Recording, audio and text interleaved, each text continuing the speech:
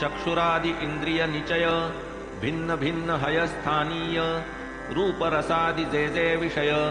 मार्गते निरय प्रवर्तक यत्किंचित विषयाभिलाष करी पारमार्थिक सुखा नाश म्हणून त्यागा तो निशेष तरीच तो मोक्ष तुझलाधे बाह्येंद्रिये जरी निवृत्त असता अंतःकरण आसक्त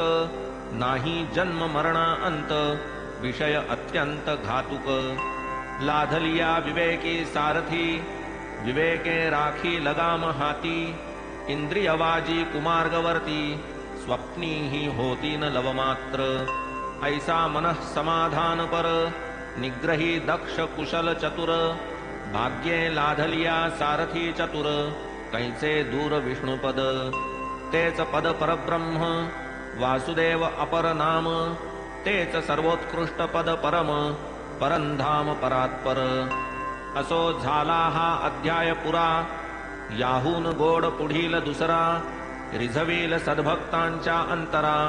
श्रवण करा क्रमाने असो शेवटी जगच्चालक सद्गुरु जो बुद्धी प्रेरक तयाचे चरणी आभारपूर्वक हेमाड मस्तक अर्पितसे स्वस्ति श्री संत सज्जन प्रेरिते भक्त हेमाड पंत विरचिते श्री साई समर्थ सच्चरिते